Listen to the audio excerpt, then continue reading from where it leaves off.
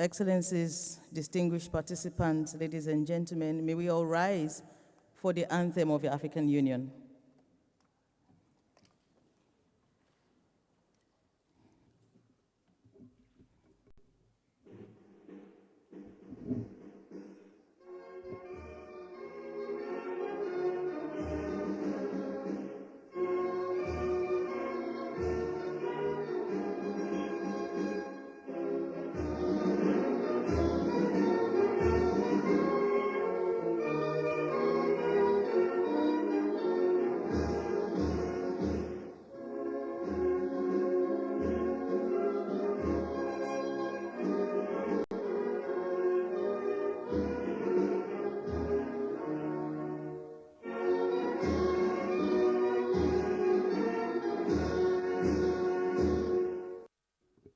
Please let's remain standing for the anthem of the national anthem of the Republic of the Gambia, the host country.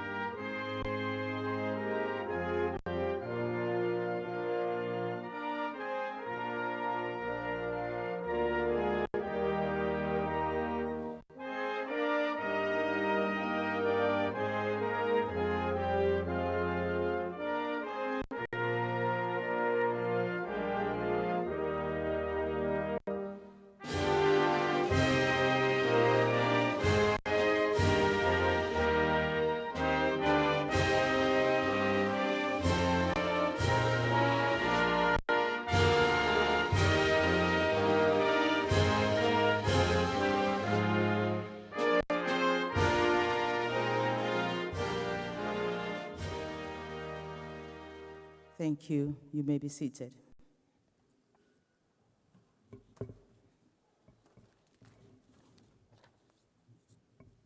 Your Excellency, Honorable Dauda A. Jallow, Attorney General and Minister of Justice of the Republic of the Gambia, our host country.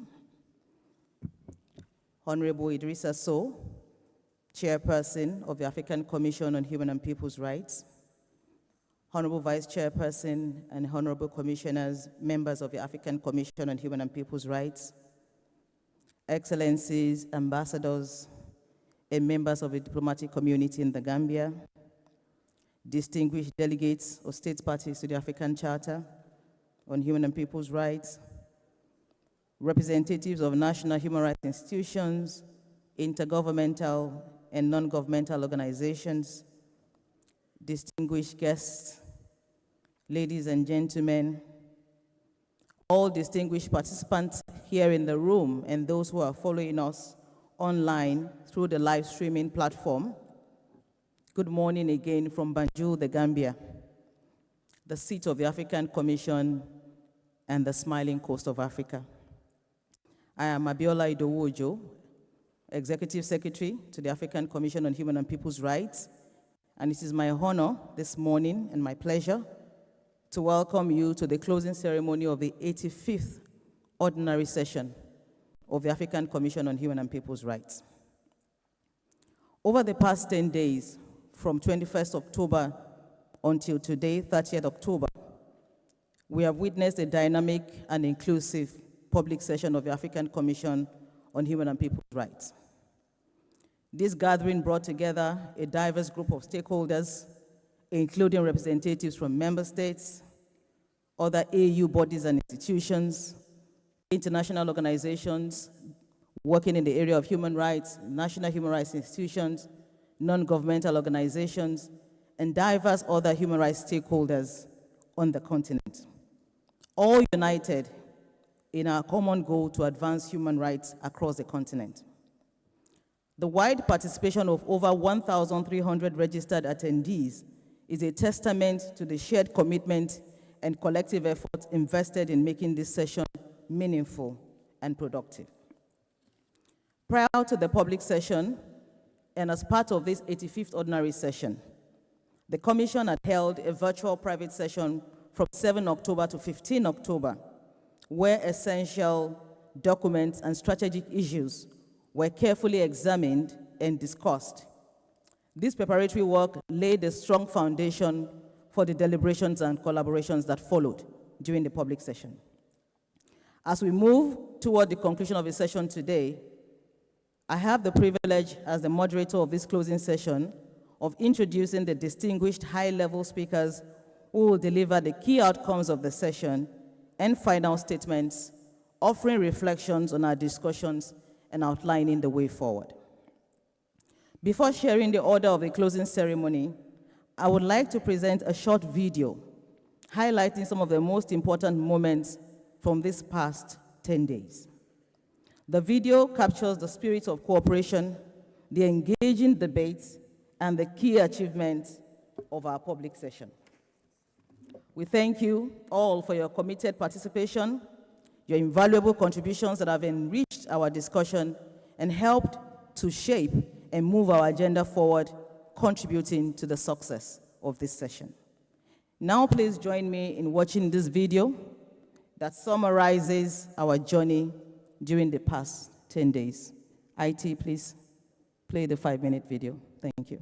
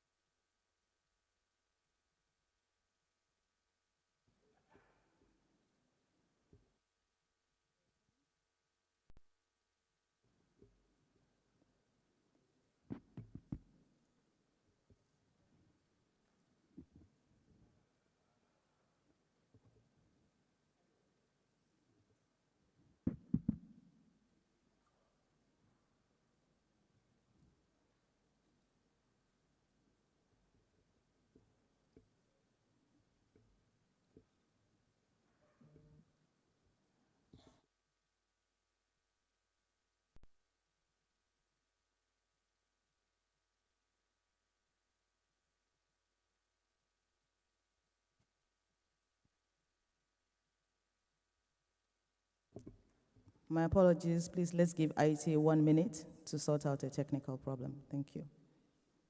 I also understand that only one screen is working, so only the screen to my left is working today.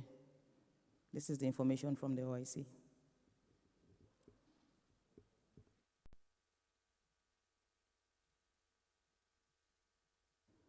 Please let's make it quick so that we don't delay His Excellency, the Honorable Minister. Thank you.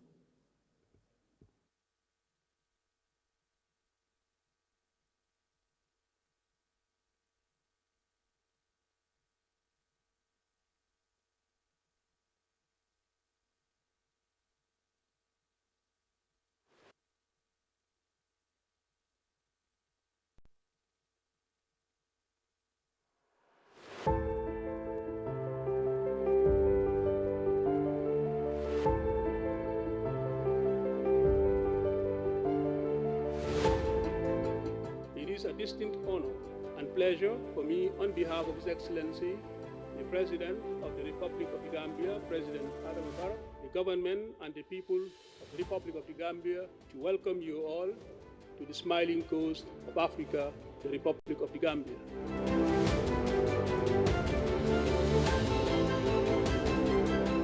Le thème de cette année étant « Justice pour les Africains et les personnes d'ascendance africaine », il me semble légitime que cette plénière a l'obligation fondamentale de veiller à ce que les formes contemporaines d'injustice que subissent les Africains d'aujourd'hui puissent trouver des solutions. The 85th Ordinary Session of the African Commission on Human and People's Rights offers an important and timely platform for collective reflection and strategic engagement on the pressing human rights issues confronting the continent. The comprehensive agenda of this session underscores the Commission's continued leadership and commitment to promoting accountability, equality, and justice in Africa. As we stand at a critical juncture in Africa's human rights journey, the call for justice, for reparations, and equality for Africans and people of African descent echoes across generations.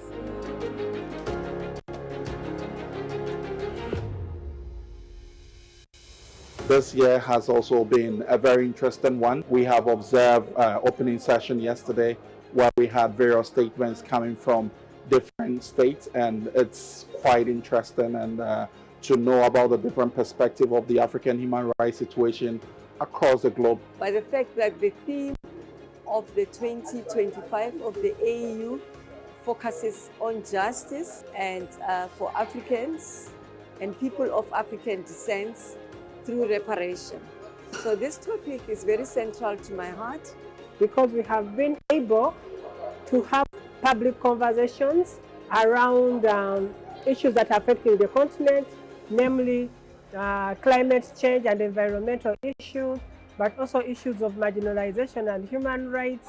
Then we have also looked at the whole issue around the increasing anti-human rights movements and anti-gender movements, especially on the continent. كذلك خلال المنتدى الإفريقي للمنظمات غير الحكومية تناولنا مواضيع مختلفة تخص يعني حرية التعبير، يعني حرية الصحافة، حقوق المرأة، تناولنا كذلك الفضاء المدني، حقوق ذوي الإعاقة، وتمكنا خلال 3 أيام من إصدار قرارات تهم 12 دولة في إفريقيا.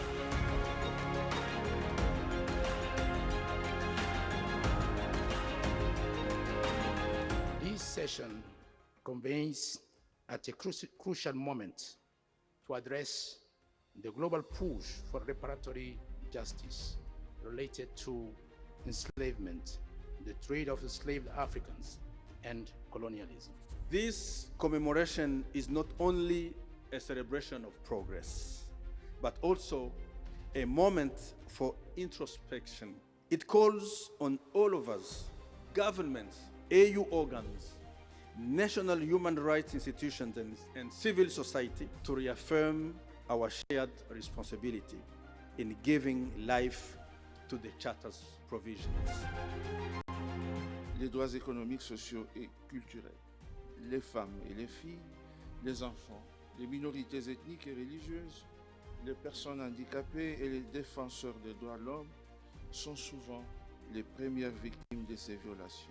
And what I would actually wish to say is that in the near future, I would wish to see that the rights of persons with disabilities are actually protected, especially for the women, the rural women with the disabilities. J'appelle les autres États de l'Union africaine à doter la Commission des ressources humaines, financières et techniques nécessaires afin qu'elle puisse s'acquitter de son mandat le plus efficacement possible. Our continent has made notable progress over the past decade. The adoption of the African Charter on Human and People's Rights, the Maputo Protocol on Rights of Women, and the establishment of the African Court on Human and People's Rights have given Africa a comprehensive legal and institutional architecture for the protection and promotion of rights.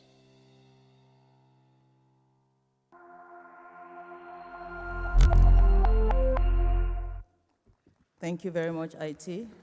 I think the other video can be played later. Let's move forward quickly. Now to the order of proceedings for this closing ceremony, Excellencies, distinguished participants. The order will be as follows. We will begin with the reading of the final communique by Honorable Commissioner Lisa Musivi-Ogana, the country rapporteur for the Republic of the Gambia. And this will be followed by the statement of the Honorable Chairperson of the African Commission on Human and People's Rights, Honorable Idrissa Sow. After that, we will invite His Excellency, Honorable Attorney General Minister of Justice of the Republic of the Gambia to deliver his statement and thereafter declare the 85th Ordinary Session of the African Commission on Human and People's Rights officially closed. The closing ceremony will be followed immediately by a press conference. I now call upon Honorable Commissioner Letha Musimi Ogana to read the final communique of the 85th Ordinary Session of the African Commission on Human and People's Rights. Thank you.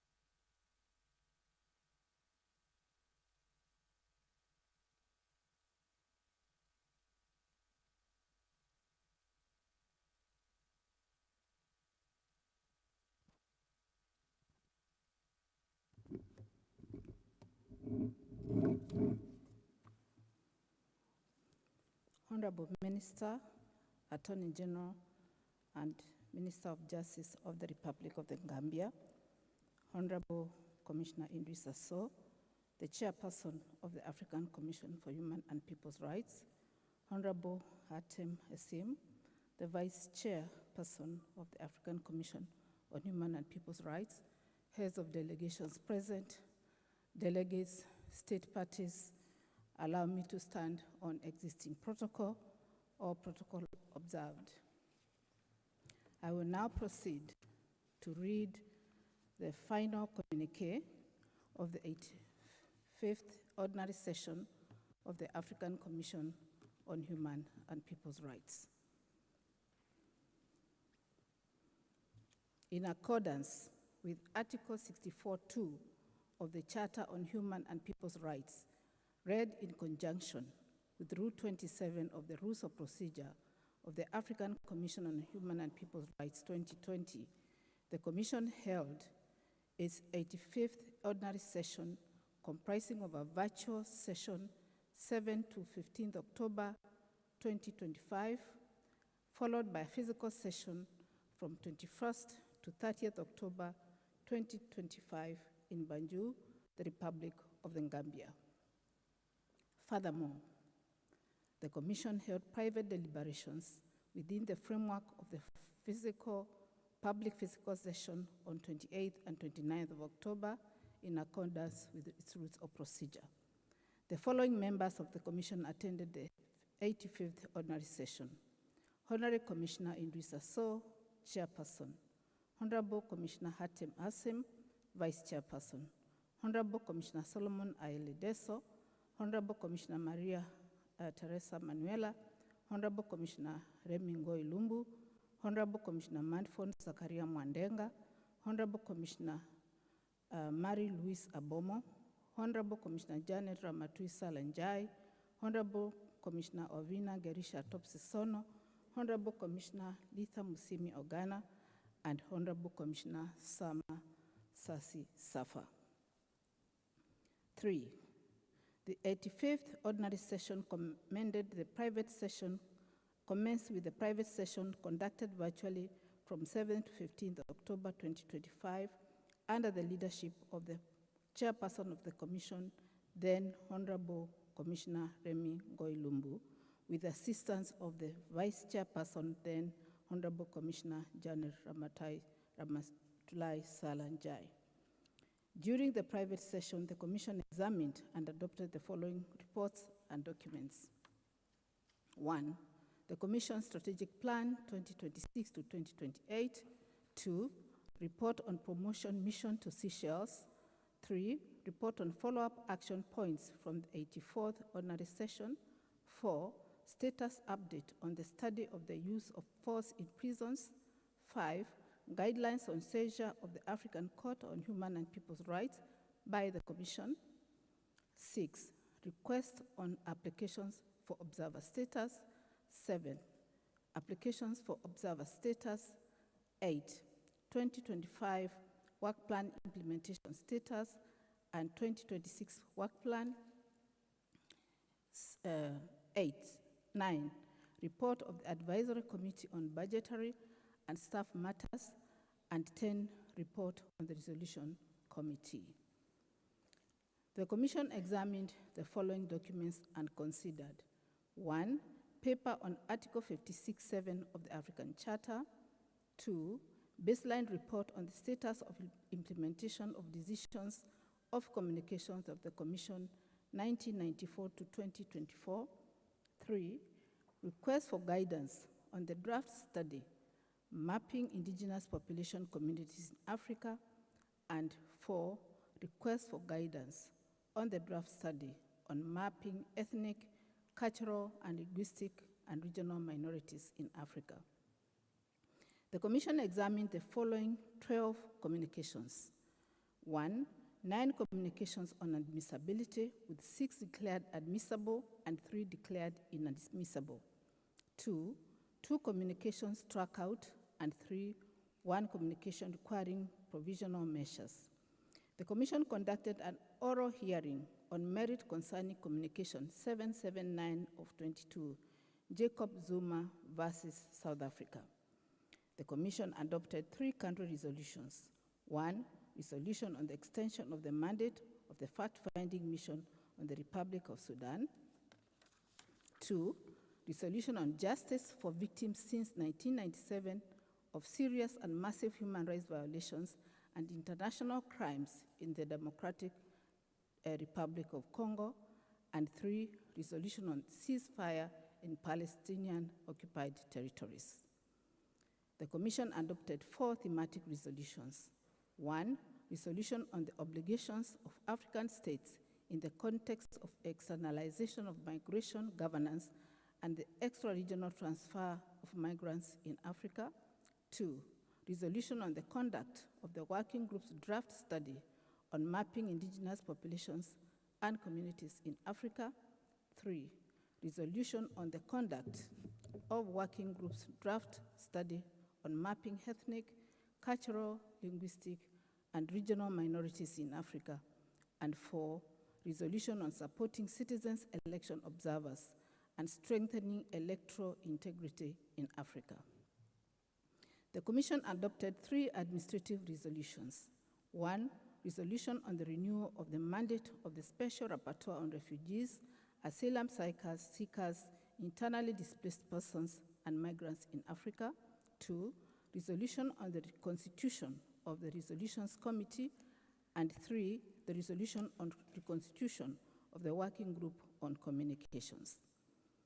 In accordance with its resolution on the criteria for granting and maintaining affiliate status with national human rights institutions, the Commission granted affiliate status to the National Commission for Human Rights and Citizenship of the Republic of Guinea-Bissau. Pursuant to resolutions on the criteria for granting and maintaining observer status for non-governmental organizations in Africa, the Commission granted observer status to the following 6 NGOs. 1. African Disability Forum. 2. Human Rights and Forest Brain Africa. 3. Kutakesa Association Movement of Human Rights Defenders of the Republic of Congo of Angola. 4. Active Network for Protection and Assistance of Internally Displaced Persons. 6. Mosaico. And 7. Voice of Women. This brings the total number of NGOs with observer status with the Commission to 592, and the total number of NRHIs and specialized human rights institutions with affiliate status with the Commission to 39. The Commission considered and adopted the public session agenda. The public session of the 58th Ordinary Session commenced with an opening ceremony held on 21st October at the Sir Dauda Kairaba Jawara International Conference Center, Banjul, Republic of the Gambia. It was presided over by the Honorable Sering Mondu Jai, Minister of Foreign Affairs of the Republic of the Gambia, and the Honorable Commissioner Remi Ngoy Lumbu, the 10th Chairperson of the Commission. During the opening ceremony, key statements were delivered by 1. Anna Foster, Executive Director of the African Center for Democracy and Human Rights Studies on behalf of the NGO Forum Steering Committee. 2. Dr. Joseph Whittal, Chairperson of the Network of African National Human Rights on behalf of Network of African National Human Rights Institutions, NANRI.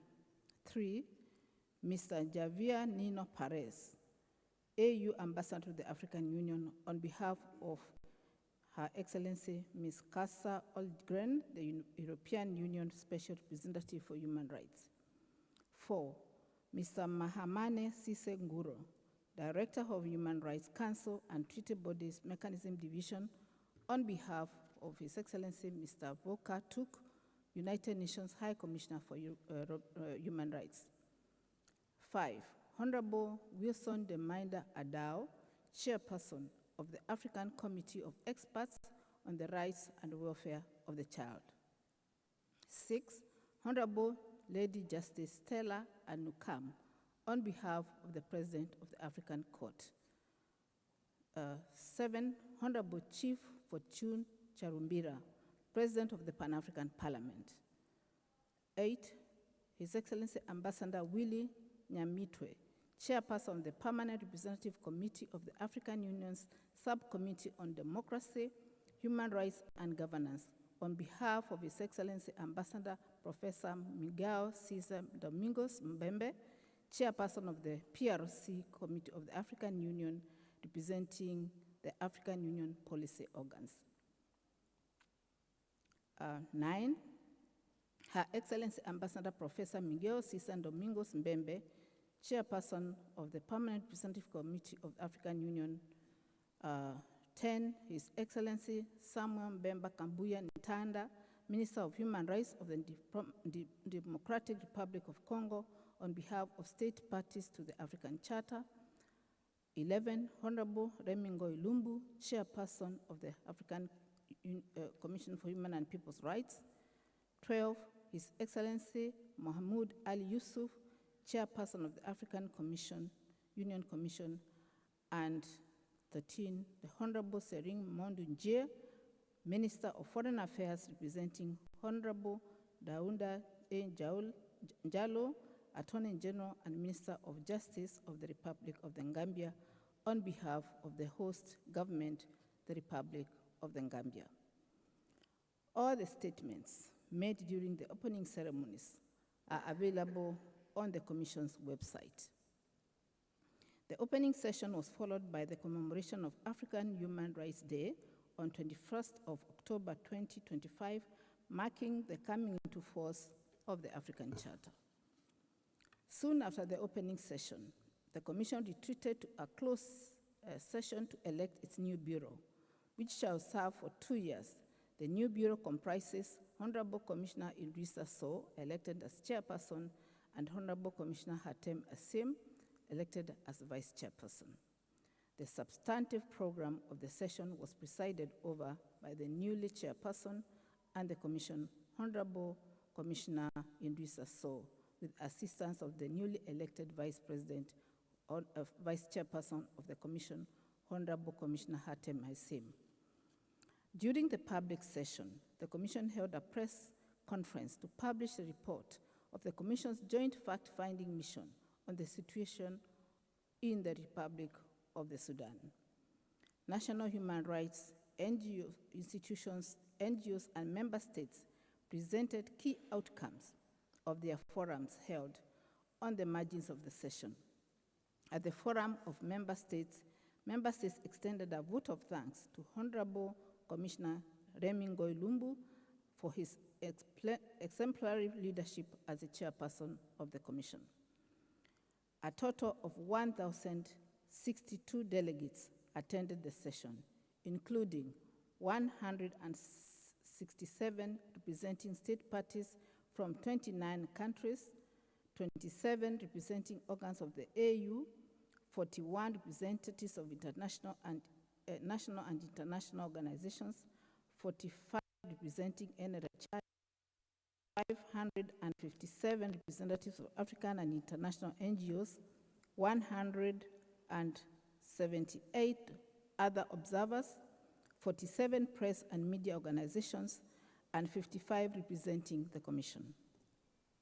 The representatives of the following 16 state parties made statements on human rights situations in their respective countries: Republic of Algeria; 2, Republic of Angola; 3, Republic of Chad; Republic of Guinea-Bissau; Kingdom of Eswatini, State of Eritrea, Federal Democratic Republic of Ethiopia, Republic of Ghana, Republic of Kenya, Kingdom of Lesotho, Republic of the Gambia, Republic of Mauritania, Sahrawi Arab Democratic Republic, Republic of Senegal, Republic of South Africa, and Republic of Uganda. Representatives of 14 NRHIs with affiliate status with the Commission made statements on the human rights situation in their respective countries. These are National Human Rights Commission of the Republic of Burkina Faso, South African Human Rights Commission, Ethiopian Human Rights Commission, Independent National Commission for Human Rights in the Republic of Burundi, Commission for Gender Equality of South Africa, National Human Rights Commission of the Republic of Rwanda, National Human Rights Commission of the Gambia, National Human Rights Commission of Sudan, Republic of Cameroon Human Rights Commission, National Human Rights Commission of Senegal, Kenya National Commission on Human Rights, National Human Rights Commission of Algeria, National Commission on Human Rights and Citizenship of the Republic of Cape Verde, and the Republic of Zimbabwe Human Rights Commission. 60 NGOs with observer status with the Commission made statements on human rights situations in Africa.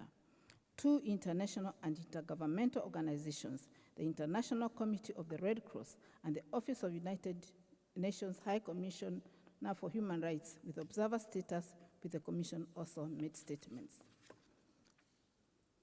13 state parties to the African Charter exercised their rights to reply.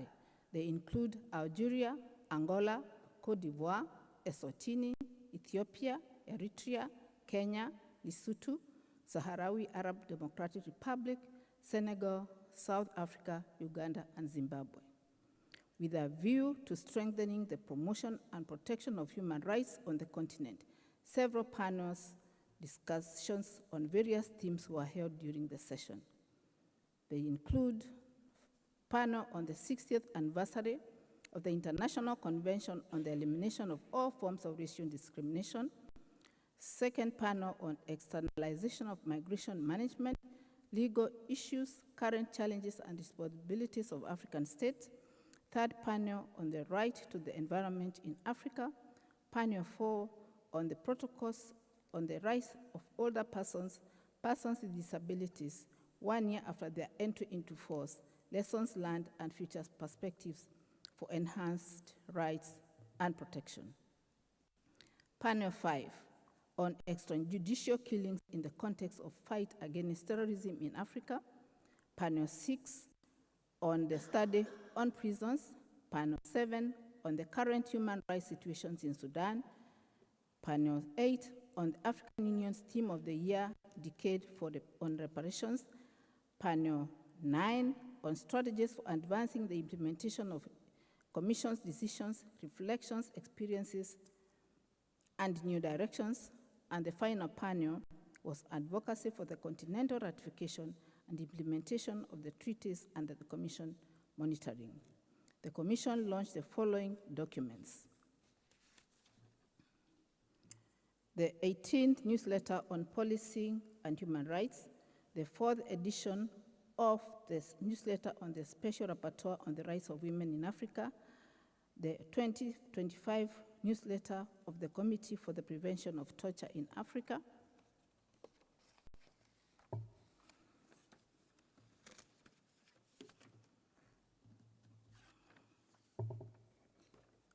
the Commission reported on the status of relations and cooperation with national human rights institutions and specialized institutions, highlighting that 38 institutions had been granted affiliate status, but noting a significant compliance issue on 30 of them have 1 or more overdue activity reports.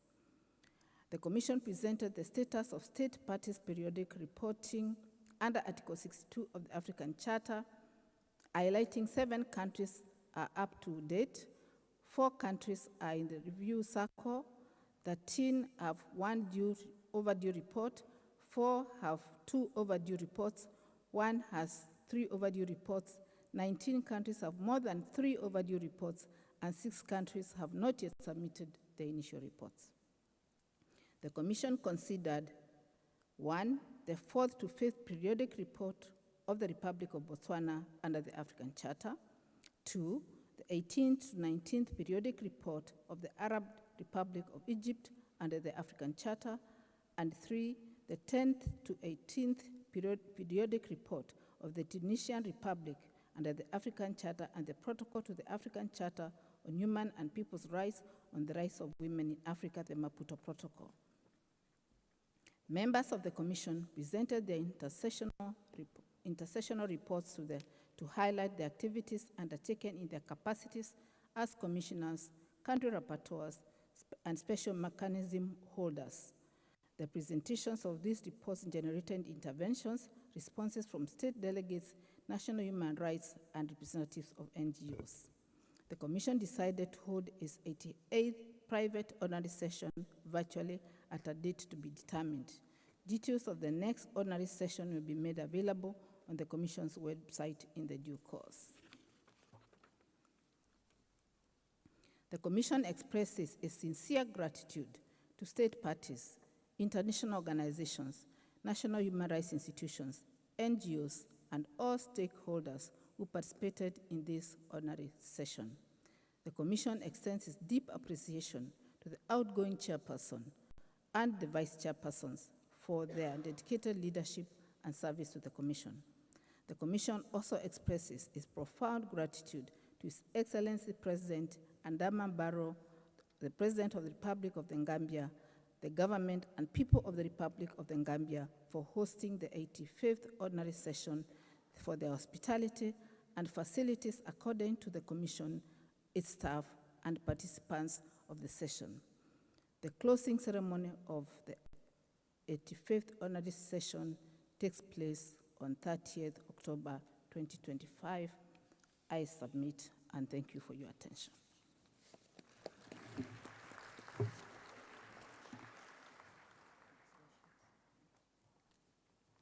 Thank you very much. Thank you very much, Honorable Commissioner Letha Musimi-Ogana.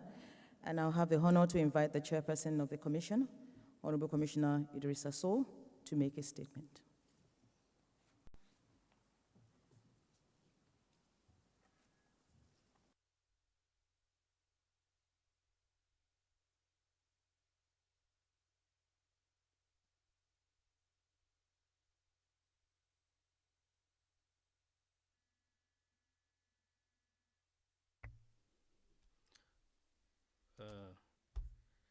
Your Excellency Dauda Diallo, Minister of Justice of the Republic of the Gambia, distinguished representatives of member states of the African Union, honorable commissioners of the African Commission on Human and People's Rights, distinguished delegates representing international organizations, national human rights institutions, and civil society organizations, distinguished guests, ladies and gentlemen, it is a great honor and a real pleasure for me to address you today at the closing ceremony of the 85th Ordinary Session of the African Commission on Human and People's Rights. This session is special for me as it marks my first as chairperson of the Commission. I see it as a moment of gratitude, but also as a renewed commitment to serving our continent, our peoples, and the values that we share as enshrined in Agenda 2063 of the African Union. I would like to express my deep gratitude to all those who contributed to the success of this session. These gratitude go to the state parties to the Charter for their active participation and constant commitment to dialogue.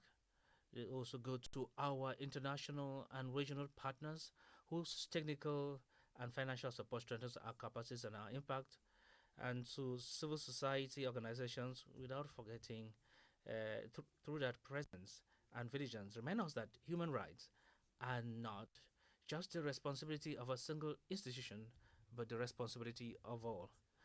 I would also like to commend my fellow commissioners for their dedication, rigor, and collegiality, as well as the Secretariat of the Commission, whose professionalism and selflessness deserve our collective recognition.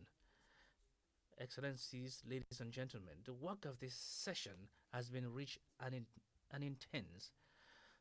We have addressed key issues related to the fundamental mission of promoting and protecting the fundamental rights guaranteed by the African Charter on Human and People's Rights. The debates revealed notable progress in several countries, but also persistent challenges that demand our collective attention. They remind us that defense of human rights is an ongoing process that requires continuous dialogue between the various stakeholders, but also constant vigilance on the part of all actors in the African human rights protection system. Ladies and gentlemen, our continent is at a turning point in its history. The Africa we serve is a continent undergoing profound change, with immense potential that often attracts envy and carries the seeds of the highly complex systemic crisis we are experiencing. These disruptions appear to a large extent across all evaluation grids when it comes to identifying and understanding the armed conflicts, social inequalities, unconstitutional changes of government, and more generally, serious human rights and violations and restrictions on civil liberties that our continent is facing. The catastrophic security situation in Sudan, the Democratic Republic of Congo, and the Central African Republic and other parts of the continent remind us how urgent it has become to remobilize our forces and all our energies around the objectives of preserving fundamental rights, peace, freedom, good governance on our continent. However, these realities must not deter us. On the contrary, they must strengthen our resolve to act together to ensure that human rights are preserved in all circumstances without any possibility of being sacrificed to establish or consolidate interests that are diametrically opposed to our objectives of economic development and the well-being of our populations. Let me state clearly that the responsibility for the effective implementation of the rights and freedoms guaranteed by the Charter lies primarily with member states under their treaty obligations. Our role as a body for promotion and protection is to support member states in implementing their obligations, but in complete independence and above all, in a spirit of constructive dialogue. And it is my conviction that it is together, states, institutions, civil society, and citizens, that we will succeed in building an African culture of human rights based on responsibility and mutual trust. In this regard, as the newly elected chairperson, I would like to share a few strategic guidelines that will guide our action over the coming years. Our wish is to work with all the commissioners to bring our institution closer to citizens and raise awareness of its role. This is, in fact, a strong recommendation that emerged from the debates and discussions we had with various participants during the session. In particular, we wish to consolidate the protection of human rights through a more holistic approach that takes into account the contemporary challenges facing our continent and better integrates economic, social, cultural, and environmental rights. We also want to further modernize our working methods through digital tools and more accessible commission, which will only strengthen the effectiveness of our mandate.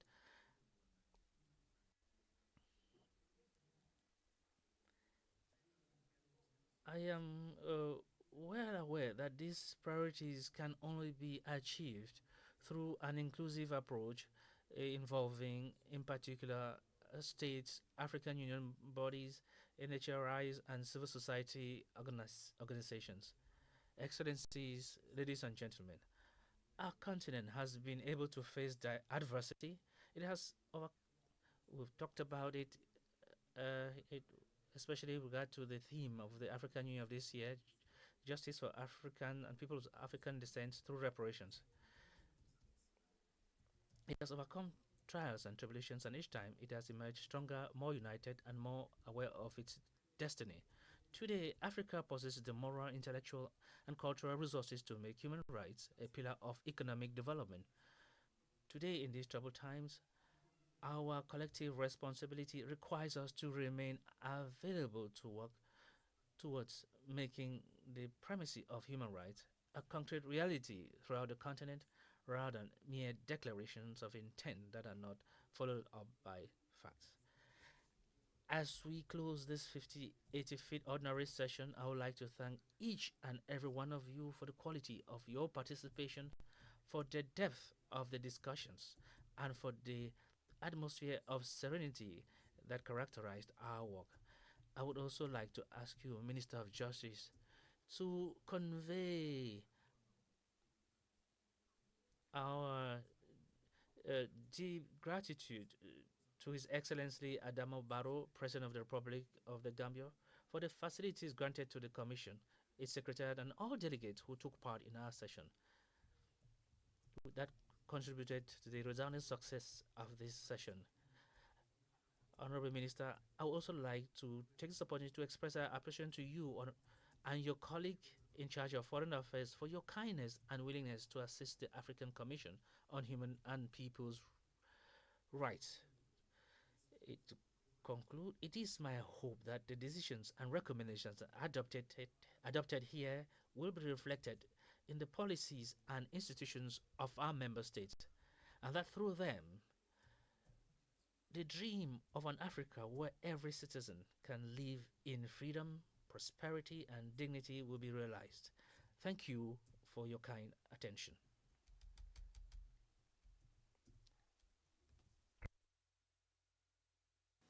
Thank you very much, Honorable Chairperson, Honorable Idrissa Sow.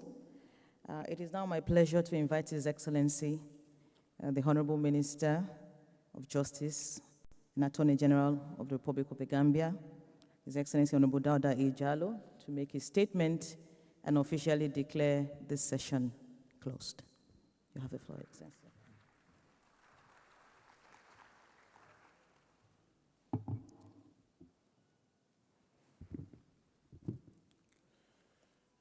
Excellencies, Honorable Chairperson, distinguished commissioners, representatives of member states, members of the diplomatic corps, esteemed partners, the press, and ladies and gentlemen, as we bring the 85th ordinary session of the African Commission on Human and People's Rights to a close, I'm deeply honored to address this gathering on behalf of the government and people of the Gambia. Our collective presence and the spirited dialogue that has taken place over these past weeks reflects the enduring commitment of the African continent to safeguarding human dignity, promoting justice, and advancing the rights of all people. This session has been marked by honest reflections and dynamic exchanges. We have addressed challenges ranging from shrinking civic space and the suppression of human rights defenders to the urgent need for inclusive economic and social development. Critical focus has been placed on justice for women and girls, the protection of refugees, and ensuring that the most vulnerable, including those with disabilities, are not left behind.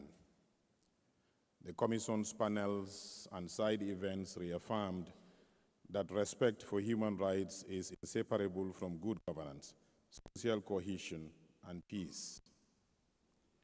We have reiterated the necessity for robust legal frameworks, effective accountability mechanisms at all levels, and the protection of civil and political liberties as the bedrock of resilient societies. Deliberations on migrations and digital rights, indigenous people's rights, and freedom of expression have further emboldened our resolve to confront emerging challenges as a united continent. Central to this session was the theme of reparations. Across Africa, the call for truth, justice, and healing has never been more urgent. Reparations are not only about material compensation, but a solemn promise to remember, to reform, and to restore dignity. It is our collective duty to confront the legacies of injustice with courage, to reform institutions for the future, and to ensure no victim is forgotten. We pay tribute to our outgoing leaders, Honorable Professor Remi Ngoyi Lumbo and Honorable Janet Ramatulai Salanjai, for their exemplary service and unwavering commitment to advancing human rights and the mandate of the Commission. We warmly congratulate the new leadership, Honorable Idrissa Sow and Honorable Hatem SM, and pledge the Gambia's continued support as you guide this vital institution forward. Our gratitude goes to the Secretariat, staff, interpreters, protocol teams, and all behind-the-scene contributors whose dedication has ensured the success of this session. We likewise thank civil society, national human rights institutions, and our regional and international partners for their substantive engagement and advocacy. As we depart from Banjul, let us remember that the real impact of this session depends on what we each do next. Our journey towards a just and equitable Africa must continue with renewed dedication to cooperation between states, institutions, and communities guided always by the enduring values of the African Charter. Let us work tirelessly to turn the resolutions, recommendations, and commitments made in these halls into meaningful change on the ground, so that future generations may live in peace with rights protected and dignity assured. On this note, with profound appreciation for your participation and support, I am pleased to declare the 85th Ordinary Session of the African Commission on Human and People's Rights officially closed. Thank you very much.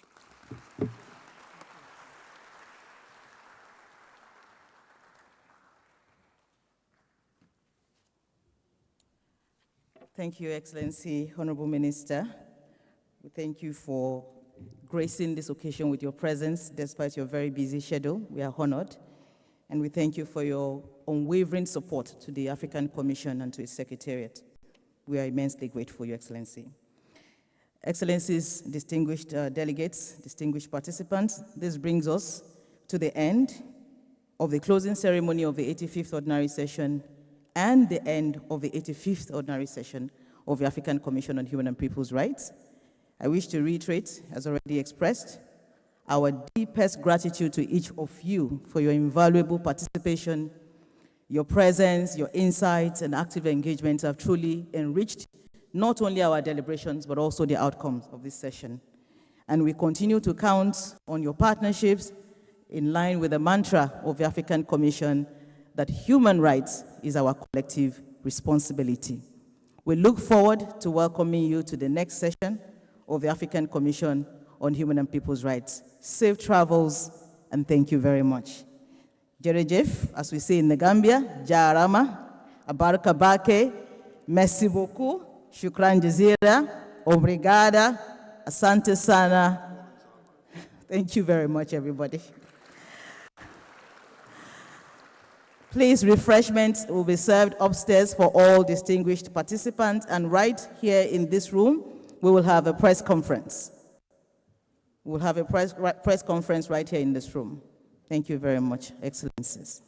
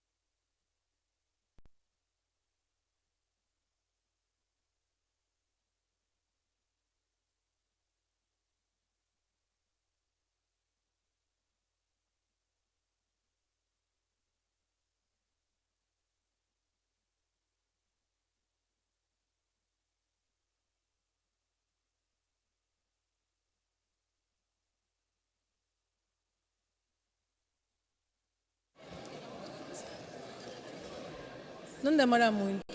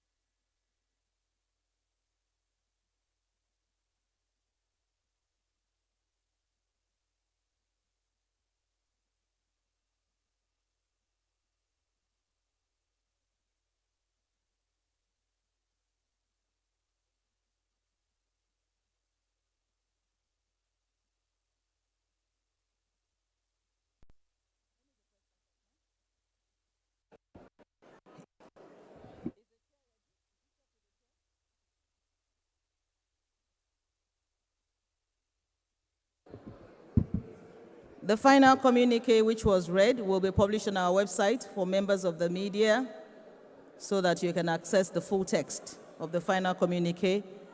And the press conference will be starting now. If we can have members of the press organize. Madam Mary, please, can you moderate the press conference in the absence of Madam Samantha? Thank you.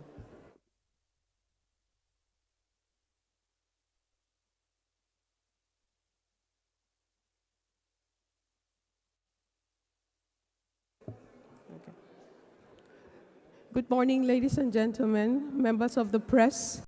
We call you to kindly take your seat as we proceed for the press conference. Members of the media, kindly take your seats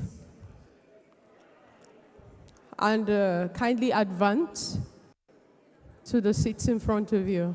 Thank you very much.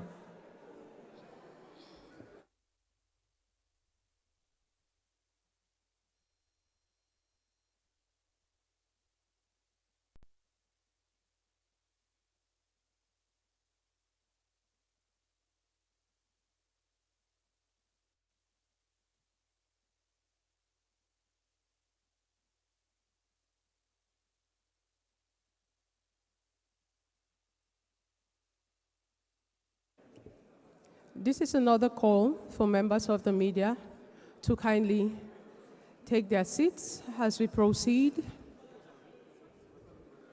for the press conference. While the honorable commissioners get settled for the press conference, thank you very much.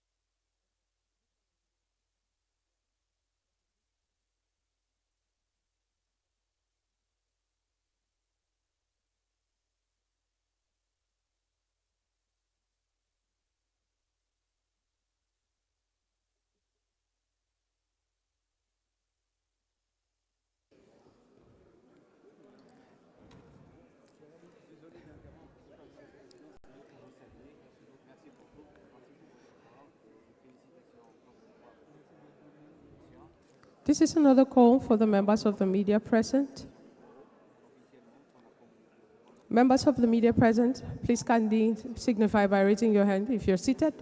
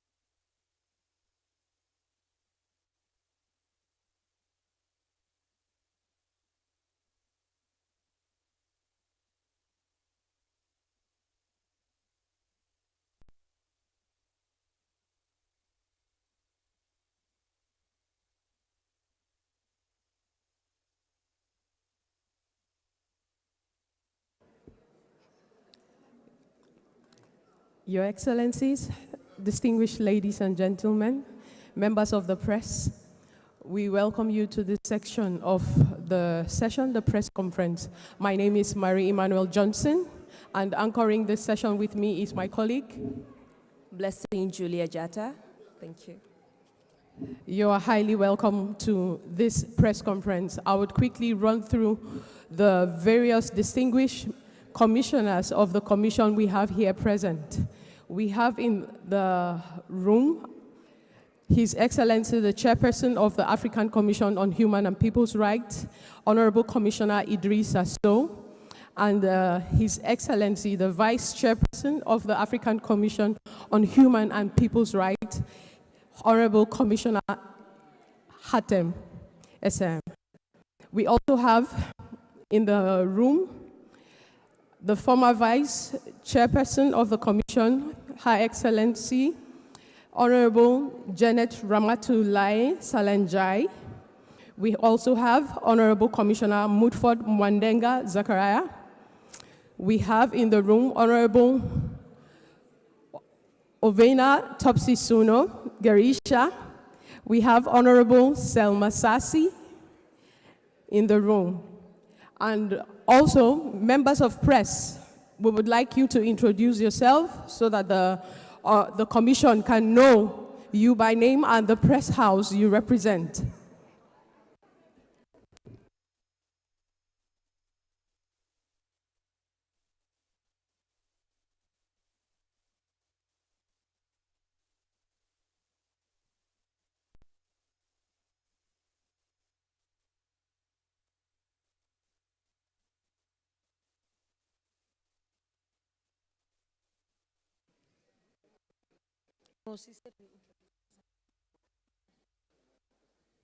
Everyone, I am Binta S. Jao. I am working with Bessel Media. Thank you.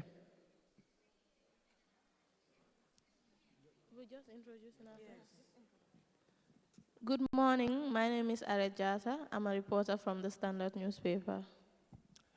Bonjour, je m'appelle Mamadou Saïdou Diallo. Je travaille avec Bessel Media. Good morning. My name is Sukay Jajusi and freelance. Good morning. I am Hadi Jallo, working for Jungle Online TV. Thank you. Morning, everyone. I am Mariam Kamara, working with Jungle Online TV.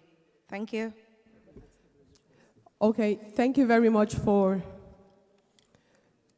the interpreters. Okay, great. Are you introducing yourself? Okay. Good morning. My name is Tamsir Fall. I'm working for Njoren TV. Okay, you're highly welcome. And good morning. My name is Mariama Efati, working with T-Trend Media, TTM. Thank you. You're welcome. Good morning. My name is Mori Chun. I'm working on the Torasan TV. Good morning. I am Matthew Mende, working with Glimpse TV. Thank you. You're welcome. Good morning. I'm Alaji M. Tal, working with GRTS. Thank you. You're welcome. Good morning. My name is Sanasilla from Star TV. You're welcome. Good morning. My name is Alassane Ba from Tora Alassane TV.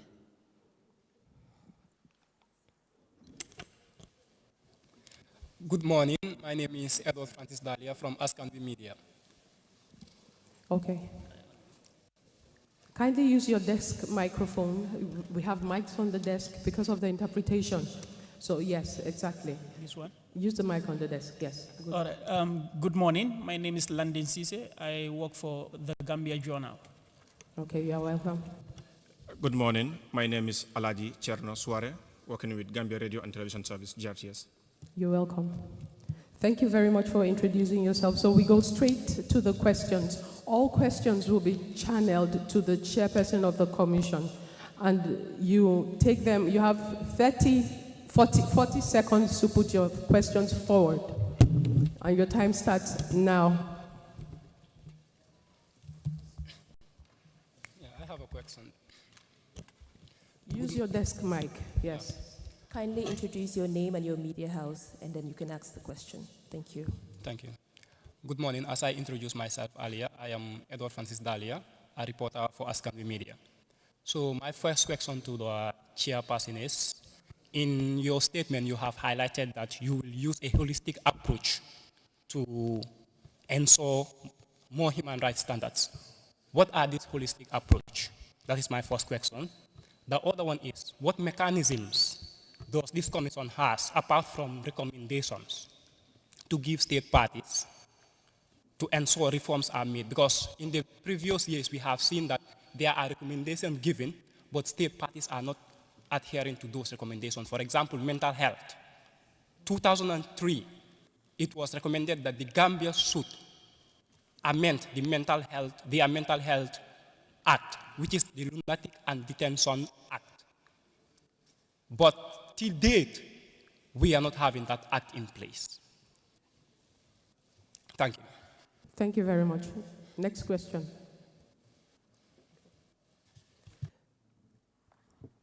Yes, please. Hold on, the chair would respond. Thank you for your question. Yes, indeed, we have outlined our vision, saying that our approach will be holistic when it comes to the rights guaranteed under the African Charter on Human and People's Rights. Saying so, we thought somehow of the history of the charter. The chapter was adopted in 1981 and comprises a number of guarantees that are guaranteed. But since 1981, a lot of water has run under the bridge. There are many new challenges and new rights that have been incorporated in the new human rights system. You have environment rights and so on, and also other rights that emerge through technological advancement. So we said that we should not only stick to the rights enshrined in the charter, but we take into account also all the new rights that gravitate around the charter. So it is. So what we simply say that our vision is general and open to the rights that may concern the charter and also the protocols related to the charter. As for your second question, you refer to the problem when it comes to the implementation of decisions of the Commission. Yes, it's a difficult issue. We said it at a discussion, the two of us. When we have a dispute, we go to the court, and then the court makes its ruling, and then it's implemented. But we are not on the same. That's not the same pattern. We are a statutory body, and that promotes and protects human rights. All that we do is to issue recommendations to the member states. You will understand that we don't have any executory power and compel the states to execute the decisions that we issue. But the implementation or the execution of those decisions should be seen as a conventional obligation under the African Charter, because the Charter binds the states, and they are committed to respect the recommendations made by the Commission. So, what through which means can we convince them? It is through consultations. We have regular consultations with member states, with the promotion missions that we conduct, and also the issue of periodic reports, the submission of periodic reports by the member states to the Commission. And through this means the member states respect our decisions. Thank you. Question, quickly, please. Thank you so much, Madam Moderator. I am Alaji Charnosware, JRTS. My question is, the 85th ordinary session, how would you describe it? Was it successful? And what are the key points marked for this 85th ordinary sessions? Thank you.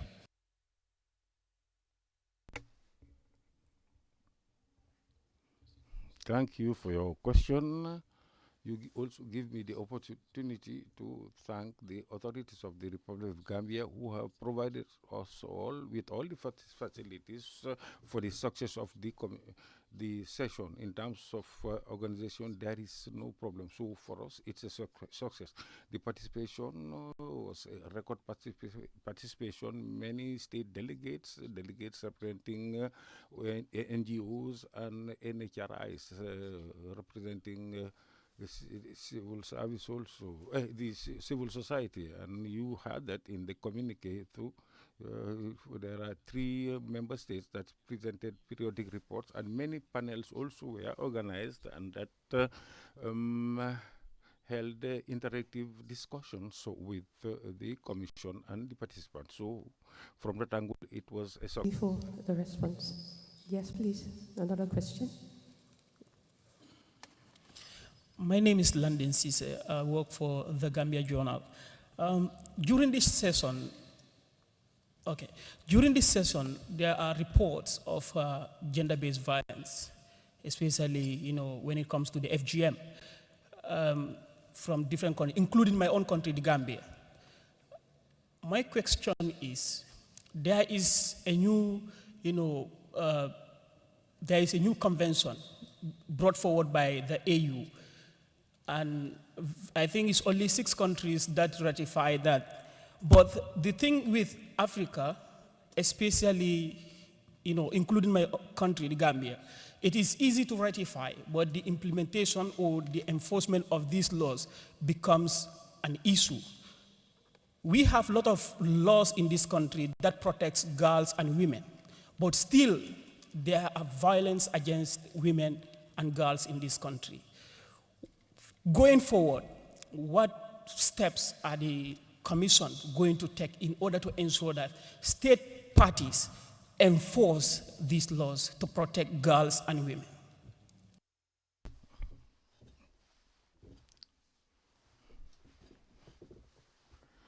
First of all, I would like to say that the issue of protecting women and girls is a permanent concern for our commission. The proof is that one of the protocols that we are proud of concerns the rights of women, and that's the Maputo Protocol. And we have a special mechanism that pertains to the rights of women under the leadership of Commissioner Ramotulai Salanjai. So this is a permanent or a standing advocacy we are embarked upon. You have given the example of the Gambia. It is an advocacy that is directed at all member states. So whenever there is an opportunity, we interact with the member states. First of all, to ratify all the protocols that are designed to protect women and girls. And at the same time, we give special attention to the recommendations that we make through the special rapporteur in this regard. Now, as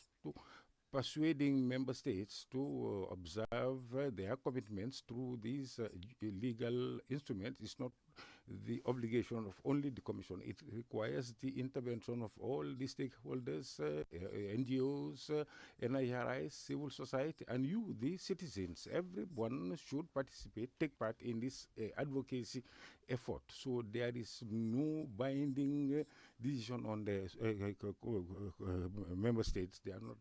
So I use this platform to urge all these stakeholders that I have mentioned here to intensify their advocacy efforts towards the member states so that they give special attention to the rights of girls and women. Thank you.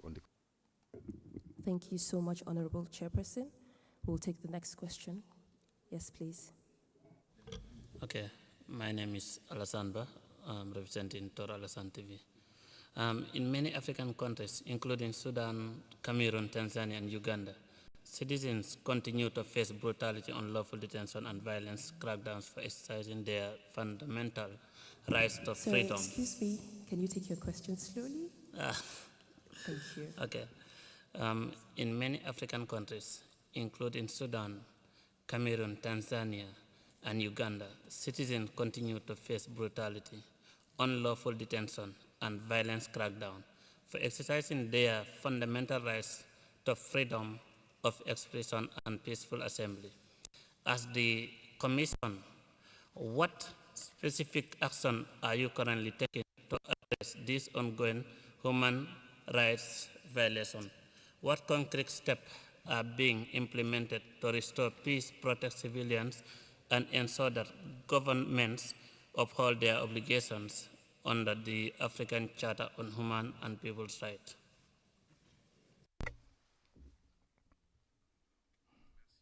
Thank you for your question. I would like to say that under our mandate, we have the obligation to monitor constantly the implementation and effectiveness of the rights guaranteed under the African Charter throughout the continent. You have mentioned many cases of violations. Whenever there is a violation in a country, if we receive the piece of information, we react promptly, and then we send urgent letters of appeal to the authorities of that country to draw their attention to those cases. If they are characterized violations, we also request the member states to conduct investigation and also introduce legal procedures or judicial procedures in this regard. You have mentioned the case of Sudan, where we have heard of massive violations there, and the Commission is not insensitive to the situation.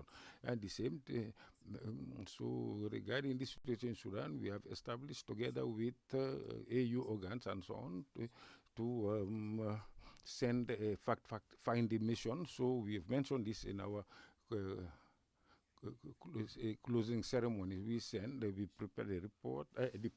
A report has been prepared by our fact-finding mission, and many cases of violations have been documented and have been made public. And we have stated that we will be always seized with the situation in Sudan. If you pay attention to our final communique, you might have noticed that we have extended by 6 months the mission assigned to this fact-finding mission to Sudan. So we have a permanent concern when it comes to continued monitoring of the violation, human rights violations on the continent. And whenever a case happens, so there is a violation, we contact the authorities concerned.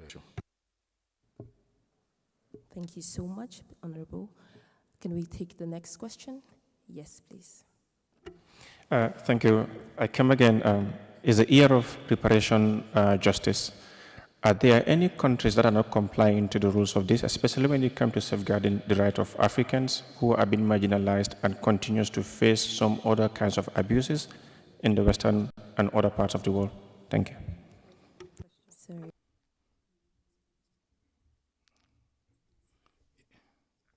Okay. Pardon my weakness that I speak very fast.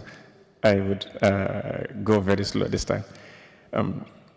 As it is the year of reparation justice, are there countries that are not ready to comply with the request of the commissions in terms of repatriating these Africans who continues to face abuses in other continents? We have sexual traffickers disturbing women with the promise of giving them a job elsewhere, and it turns to other violations to their right. We've seen migrants are denied. We're seeing rapid deportations without passing through right protocols or even safeguarding their well-being. Are there countries ready to comply, and are there countries that are not ready to comply as well?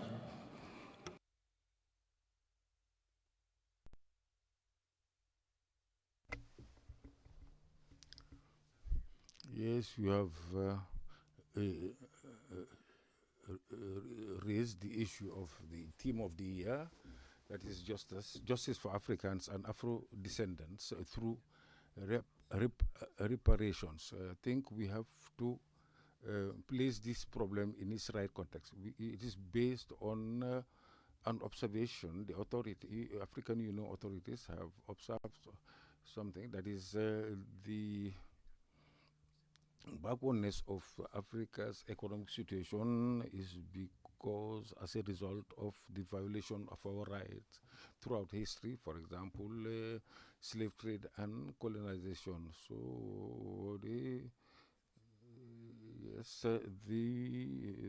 this theme has been introduced and to deal with some conditions and requirements that should be met so that Africans who have been victims of this can be awarded reparations. So that's it. That's why they have this theme of the year, and this has been handled by our commission. And since the start of the year, we have organized many panel discussions on this issue so that we make an input to the African Union efforts concerning this issue, this problem that has been identified by them. You've also talked about a worrying situation that is human trafficking and the exploitation of women. This is also at the heart of the concerns of the Commission, because this also constitutes serious violation, and increasingly women's rights are violated, especially outside the continent. Yes, when such a situation is brought to the attention of the Commission, the special rapporteur on the situation of women, and if that is done through the proper canal, the Commission will react and will take the right measures for the protection of those people. And our judicial and legal instruments take this into account. So whenever we receive information concerning violations of this type, we take the right steps. Merci, Excellence, pour la réponse. We are going to take the last 2 questions. You have the floor. Landing Cisse again. During this session, there was a report on arbitrary arrest and detention of protesters. But I went through the report and then there was nothing, Gambia is not mentioned. And for the past 2-3 months, youths have been arrested for simply demonstrating or peaceful assembly, raising their concerns. But the report does not capture. But I understand that it was under it was during the period under review. But the National Human Rights Commission, made recommendation to the Gambia government in order to repeal the colonial law, that is the Public Order Act, that barred protesters from going to the street to, raise their concerns, to demonstrate against things that are not going in their favor. What can the Commission do to engage the Gambia government in order to ensure that this colonial law no longer exists in our constitution, whereby citizens must have a permit from the IGP, who is appointed by the president, in order to demonstrate. But if you don't have that permit, you go to the street, you are arrested. Whereas other countries, you only have to notify the IGP to provide security for you. What can the Commission do to engage the Gambian authorities in order to ensure that this law is repealed? Thank you.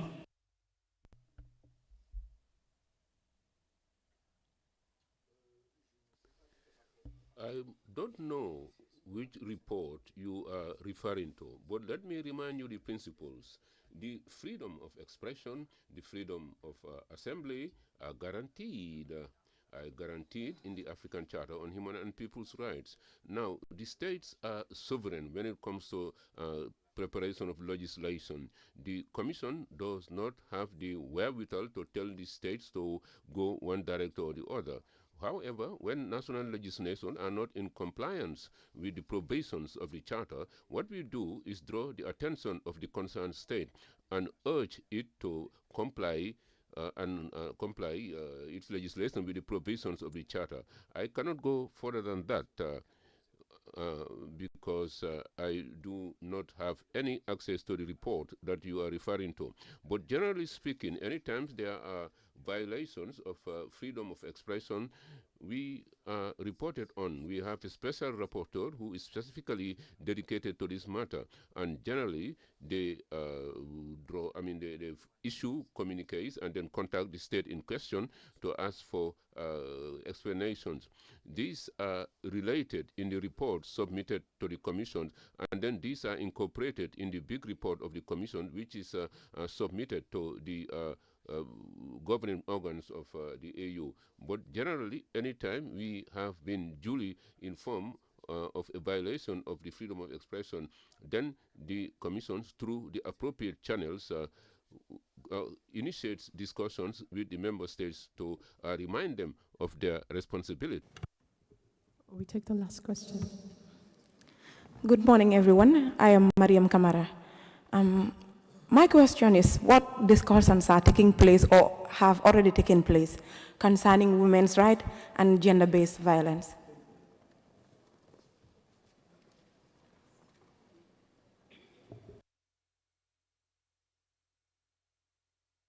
discussions are taking place or have already taken place concerning gender-based violence and women's rights?